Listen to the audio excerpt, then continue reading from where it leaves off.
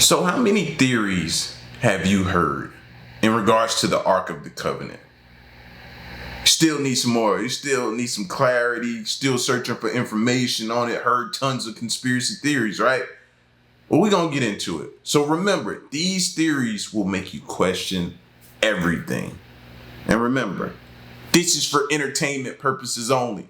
Let's check it out. Covenant is where they kept the Ten Commandments, and I know it was real, I know it existed, but I never ever really thought we're gonna find that.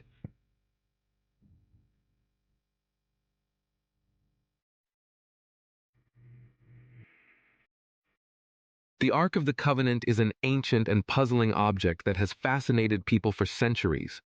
This treasured chest is made of wood and decorated with gold, and all of a sudden it disappeared, leaving historians and scholars puzzled for years. However, in a recent turn of events, scientists living in Antarctica made a surprising discovery. They found the Ark hidden in a remote location. How did the Ark end up in Antarctica? And now that it's been found, who will take responsibility for it? Join us as we investigate how scientists have finally located the Ark of the Covenant in the icy depths of Antarctica. The legendary Ark of the Covenant. The Ark of the Covenant is a special object that's important to Jews and Christians. It's said to have been made during the time of Moses in the Old Testament. According to stories in the Bible, the Ark had magical powers and was linked to amazing events in the past. One of the remarkable stories about the Ark involves the people of Israel traveling on a long journey and coming to a wide and swift river called the Jordan River. They faced a problem: how to cross to the other side. Then, something extraordinary happened. The priests who carried the Ark of the Covenant approached the river's edge. As soon as their feet touched the water, a remarkable event unfolded. The river stopped flowing. The water formed a towering wall, and the riverbed became dry. With the Ark at the center, the people of Israel crossed the river on the dry ground. It was nothing short of a miracle. Once everyone had safely crossed, the priests carrying the Ark stepped out of the riverbed. As soon as they did, the river resumed its flow. In another story about the wonders of the Ark, the leader of the Israelites, Joshua, came up with a plan. He told his people to carry a special box called the Ark of the Covenant. They believed the Ark was very powerful because it showed that God was with them. For 6 days, Joshua and his people walked around the walls of Jericho, carrying the Ark, but they didn't say a word. On the 7th day, they walked around the walls 7 times. Then Joshua told them to shout as loud as they could. When they shouted, something incredible happened. The walls of Jericho fell down flat. The Israelites could enter the city and defeat their enemies because of the power of the Ark. After that day, the Ark of the Covenant became a symbol of God's strength and protection for the Israelites. People have been fascinated by the Ark for a long time. Even though it disappeared a long time ago, around 587 BC, many have tried to find it, but no one succeeded. However, recently, scientists in Antarctica made a remarkable discovery. They found the Ark of the Covenant. They found a copper scroll alongside the Ark of the Covenant that contained information about how and why the Ark ended up in Antarctica. That would be my question. Like, why would somebody take it there where not too many human beings care to travel? Why? Why put it there? Why distance it from the people?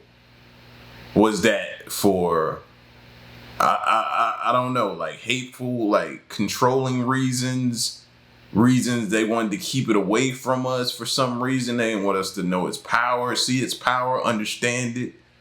I don't understand that. I don't get that. That's the question I have. Why put it way out? If that's where it's at, why put it way out there?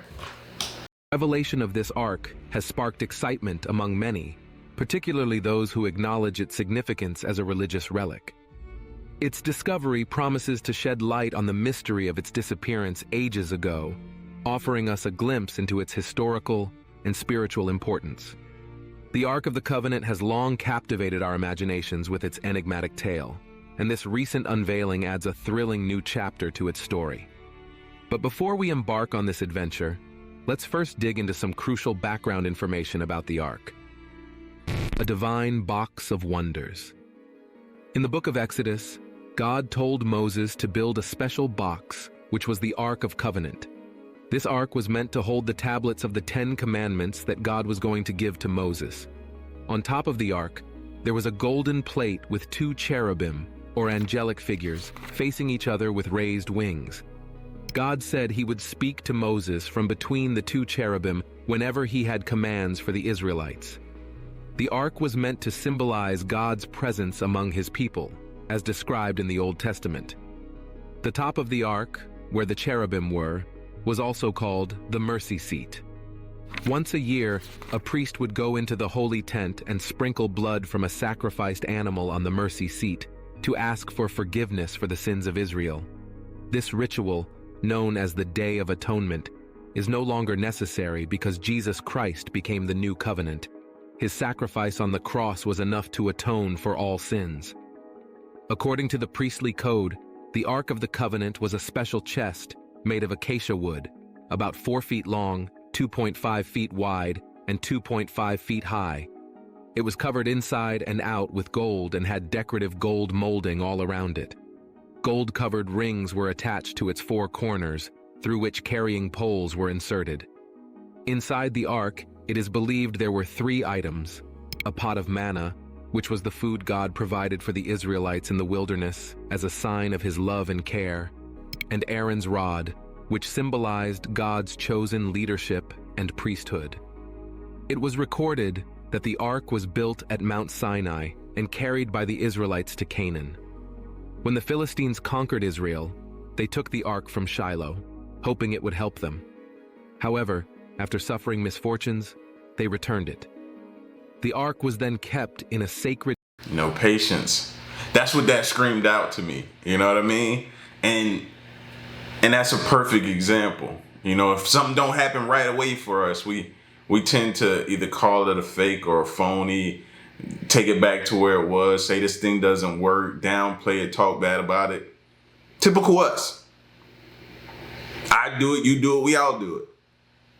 But you gotta have patience, you gotta wait, and you might have heard certain sayings where it may not happen on your time, it may happen at the right time, or it may not come when you want it, but it's always on time, stuff like that. So, tent for priests until King Solomon placed it in the Holy of Holies of the temple he built. It was placed under the wings of 2 mighty cherubim.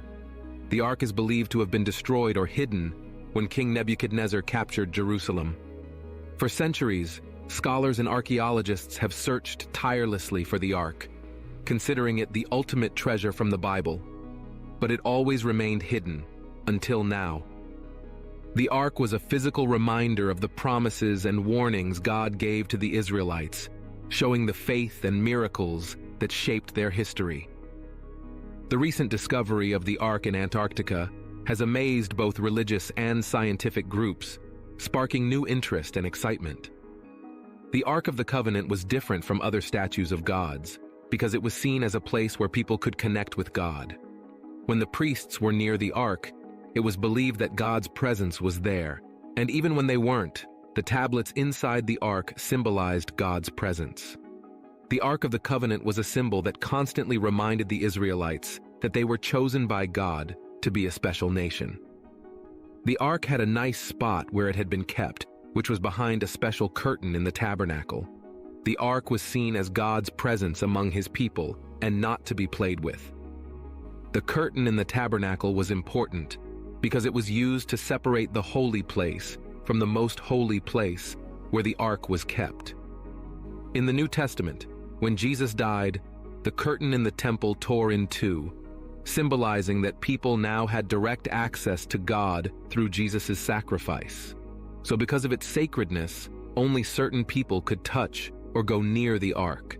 It was kept in the tabernacle, a special tent made according to God's instructions. Now let's explore why the ark was so unique and what set it apart. The shocking truth behind the Ark of the Covenant. Only the Levites, a special tribe of priests, were allowed to carry the ark, and serve in the tabernacle. The ark was kept in the innermost chamber of the tabernacle, called the Holy of Holies. Only the high priest could enter this sacred space, and it was usually once a year. During the time the ark was missing, people had different ideas about where it was or what it was. Some thought it had special powers and was dangerous. According to the Bible, the ark was kept at a distance from the Israelite camp, and touching it meant death. However, some theories suggest that the ark might have been a highly advanced technology, not something supernatural. These theories propose that the ark... Imagine us having that today and you telling the world that whoever touches this equals death. You know how many people would die just because they had to find out for themselves? You know what I mean? Had to find out. It'd be a ton of people, bro. And then you'd be sitting there like, these fools. One right after the other. I guarantee you, man. I guarantee it. Ark of the Covenant could have been an extraordinary technological device rather than something magical or mystical. One theory suggests that the Ark of the Covenant was like an electrical capacitor. Capacitors are made by putting two conductive plates close together with a non-conductive material between them. The Ark seems to have been made similarly, with gold coating both inside and outside. Gold is a great conductor of electricity, so it could have stored and released electrical energy. According to this idea, the ark might have been able to create lightning or electric shocks, which people would have seen as signs of God's power. This could explain what happened to Uzzah, who died when he touched the ark and might have been electrocuted. Looking at the ark this way, it becomes an amazing and revolutionary creation. Being able to control electricity like this would have been incredible at that time. The ark, with its complex design and special materials, could have been a remarkable achievement in engineering and science. If the ark had used advanced technology, it would have given the Israelites a big advantage, both practically and symbolically. Its power would have made their enemies afraid and would have shown them that their God was the most powerful. Another interesting theory suggests that the ark was not just a machine, but also a way to talk to God. The Bible says, "And there I will meet with thee, and I will speak with thee from above the ark cover, from between the two cherubim which are upon the ark of the testimony." According to this theory, the cherubim on top of the ark could have... Then that makes total sense then. If they didn't want us to believe in God, if they didn't want to and they talked bad about him, threw dirt on his name, you know what I mean? Then separating us from the ark furthers that plan. It furthers that plan. He can't speak to you from that. So let's remove that. Like, certain things are starting to make sense as to why that thing was taken away. Again, I take it back to control. Control. Worked like antennas, changing electrical energy into radio waves. The gold coating would have helped these waves travel efficiently. Some even think that the ark might have used nuclear power, maybe containing radioactive materials like uranium. When uranium breaks apart in a process called nuclear fission, it releases a huge amount of energy in the form of heat, light, and radiation. This energy can be used to power things like devices or even make weapons. There's a theory that says the Ark of the Covenant might have had a radioactive substance inside. This substance could have reacted to sound waves like the trumpets played when the Israelites marched around Jericho. According to this theory, the sound could have caused the walls of Jericho to crumble. The priest who carried the ark wore special metal clothing, similar to the lead blankets used to protect people during X-rays. This clothing could have shielded them from radiation. When a priest approached the ark, a rope was tied around his leg. This was done in case the priest died near the ark, so his body could be safely removed without others getting too close. In the book of Samuel, there's a story about the Philistines taking the ark after defeating the Israelites in battle. They believed it would bring them luck, but instead, they suffered from painful tumors and other problems. This sounds similar to what happens with radiation exposure. The Philistines eventually returned the ark to the Israelites, realizing it was causing them harm. When the ark was moved, it was kept in a special tent called the tabernacle, which was like a portable sanctuary made of fabric and gold. This theory suggests that the Ark of the Covenant might have been more than just a religious artifact. It could have been a powerful and dangerous source of radiation. The Ark was always covered because it was believed to be too dangerous to look at directly. When it was returned from the Philistines, some people couldn't resist their curiosity and peeked inside, even though they were told not to. Again, you're told, don't come close or touch it or it will kill you. So I guess we're not the only ones that would be doing it. Because I know a lot of people were doing it in this era, but even back then they couldn't resist, couldn't help themselves, wouldn't listen. Like how many people, they had to tie a rope around the priest's leg. Did y'all hear that? That was crazy to me. As a result, 70 of them were struck down. One of the most famous stories about the Ark is that it ended up in Ethiopia. According to Kebra Nagast, a book from the 13th century that tells the story of Ethiopia, King Solomon and the Queen of Sheba had a son named Menelik. When Menelik visited Solomon in Jerusalem for the first time, Solomon sent him back to Ethiopia with a group of young men who were said to have taken the Ark with them, leaving a fake in its place. When Menelik returned to Ethiopia, he declared that the Ark was a sign from God that his favor now belonged to the Ethiopian people, who were now sharing Israel's inheritance. According to this story, Haile Selassie, 1892 to 1975, a descendant of Menelik, was the ruler of Ethiopia. His lineage was even written into the constitution, tracing his ancestry back to Menelik and Solomon. In Ethiopia, the Church of Our Lady Mary of Zion says it holds the Ark, but no one, not even the head of the Ethiopian Orthodox Tewahedo Church, is allowed to see it. They say only one monk can be near it to protect it. In the early 2000s, the church leader Abune Paulos wanted to show it to the world, but changed his mind later. It's still not confirmed if anyone has seen it, except for a former University of London professor. During World War II, when he was a young soldier, he forced his way in to see it. He later said he found a model of the Ark, similar to ones in other Ethiopian churches. The Lemba people of South Africa also claim the Ark passed through their lands. In the 1940s, a replica of the Ark was found in a cave, which made people wonder if the Ark could have traveled so far. In Israel, excavations in Kiryat Jearim found a possible shrine where the Ark might have been, but the investigation didn't provide any definite answers. Next, we dive into how the Ark suddenly disappeared. The mysterious disappearance of the Ark. During the time of peace, the Israelites saw the Ark as a powerful symbol of their agreement with God and their strong belief. It was moved to Jerusalem, where a grand temple was built to keep it safe.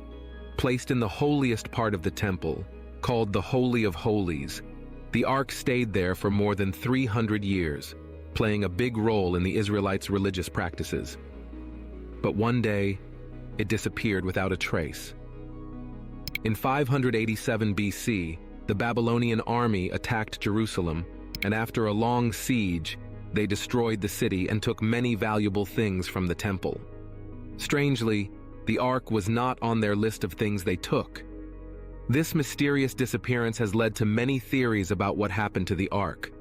Some think it could be hidden, and one clue might be in the copper scroll found among the Dead Sea Scrolls. Unlike the other scrolls, which were written on papyrus and contained stories, the copper scroll was different. It was made of copper and seemed to be a list of instructions for finding treasures from Solomon's temple, including maybe the Ark of the Covenant. Jim Barfield, a researcher, believes that the copper scroll is not a story, but a guide to finding treasures from Solomon's temple, which could include the Ark of the Covenant. He thinks that during the Babylonian attack, the treasures were taken from the city secretly. Barfield suggests that the Ark might have been among these treasures. The Book of 2 Maccabees hints that the prophet Jeremiah might have been involved in moving these treasures quietly. Under the Temple Mount, there are many tunnels, but despite looking extensively, no tunnel that could have been used as an escape route from the temple has been found. However, In 2007, a new tunnel was discovered, stretching from the Temple Mount to the Kidron Valley outside the city. Because of this new tunnel, some think the Ark could have been taken to a town called Qumran, where the Dead Sea Scrolls were found. The Copper Scroll lists 64 places where treasures could be hidden around Qumran. One of these places is described as having steps and being 40 cubits long, where over 1,000 pounds of silver could be buried. Barfield says he found these steps. Another location mentioned in the scroll is a well and courtyard, where 33 tons of gold could be hidden, and a courtyard and well too. Barfield wanted to dig in these locations, but was denied permission by the local authorities. He returned with a metal detector that could find gold and silver. When he got close to the area, the metal detector went crazy, suggesting there was a lot of precious metal there. Barfield believed that a third site, potentially holding even more treasures, including the Ark, was waiting to be found. Using the first two locations as reference points, he drew a line leading to a sealed cave on a nearby hill, which the entrance seemed to be deliberately closed. Barfield took a sample of the stone from the cave entrance and had it tested. The results showed that the stone was made of man-made mortar, like what was used at that time. This raised the question, why would someone seal a random hill with concrete? When Barfield used the metal detector near the sealed cave, it detected a lot more metal than at Qumran. Barfield became even more convinced that the sealed cave was where the Ark of the Covenant was hidden. However, despite the strong evidence, he has not been permitted to dig there. Many historians who study the Ark agree that if it wasn't at Qumran, it's probably not there now. Some believe that the Ark might have been taken by a Catholic military group called the Knights Templar. Moving on, get ready for love stories, mysteries, and odd conflicts. The Ark of the Covenant's journey through history. During the Crusades were a series of religious wars started in 1095 by the Roman Catholic Church. They lasted for many years, with the most famous ones happening between 1095 and 1291 in the Near East. There were also crusades against Muslims in Spain and against groups in Europe that the Catholic Church considered heretical. Pope Urban II launched the First Crusade in 1095, leading to the occupation of large parts of the Holy Land by European Crusader states and groups like the Knights Templar. By the end of the 18th century, the Crusades had mostly ended, but they had a lasting impact on both Europe and the Near East, changing them forever. The Crusades started in November 1095 during a meeting called the Council of Clermont in France. Nicholas Morton, a lecturer at Nottingham Trent University and author of The Teutonic Knights in the Holy Land, 1190 to 1291, explained that Pope Urban II made a famous speech during this meeting, launching the First Crusade and starting the whole crusading movement.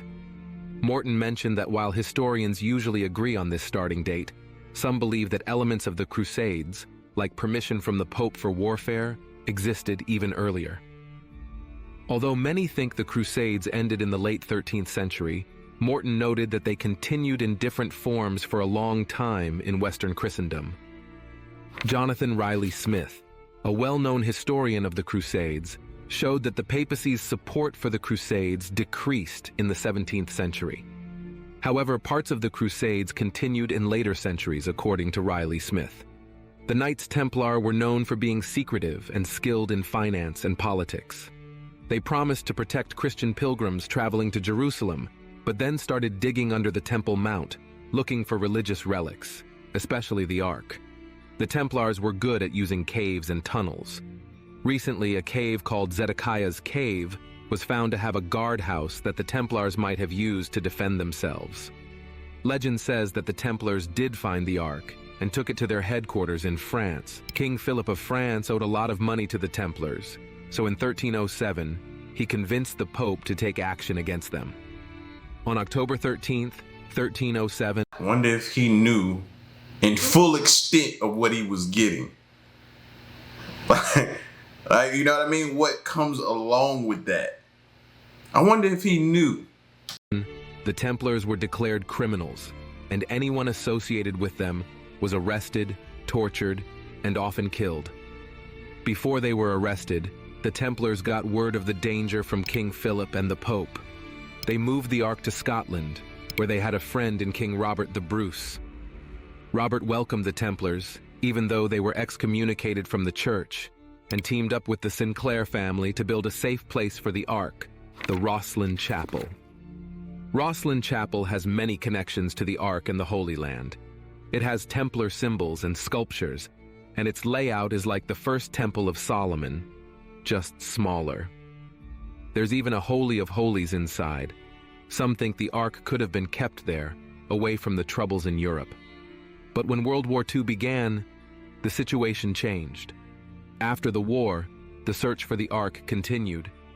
The Nazis, known for their obsession with the occult and religious artifacts, were particularly interested in legendary relics like the Spear of Destiny, which was said to have pierced Jesus' side during his crucifixion. They also sought the Holy Grail, the cup used by Jesus during the Last Supper, the Shroud of Turin, which wrapped Jesus' body after his crucifixion, and the menorah, a 7-branched candelabrum believed to have been created during the Exodus. The Germans were also interested in the Ark. But when Germany conquered France, President Roosevelt of the United States arranged to move the contents of Rosslyn Chapel to the Americas for safekeeping. The Ark of the Covenant was reportedly sent to Scotland, specifically to Nova Scotia, known as New Scotland, and more precisely, Oak Island. Oak Island is mysterious. I feel like at this point it's a shell game, the way they keep moving it. But we all know where it's located. It's at Vatican. It's the one place I haven't heard yet, and I've been waiting to hear. You know how I feel about Vatican, and that's where I believe it's at. Mysterious, with many caves and tunnels of unknown origin. Some believe the Ark might be in Rome, stored in the Vatican's secret archives, while others suggest it could be buried on Mount Nebo in Jordan, where Moses died. There's even a legend that the prophet Jeremiah brought the Ark to Ireland, hidden beneath the hill of Tara, or to Egypt, hidden under the Sphinx. However, some evidence suggests that the Ark might not be hidden in a cave or tomb at all. There are rumors of a mysterious location where the Ark is said to be resting, and surprisingly, that place is Antarctica.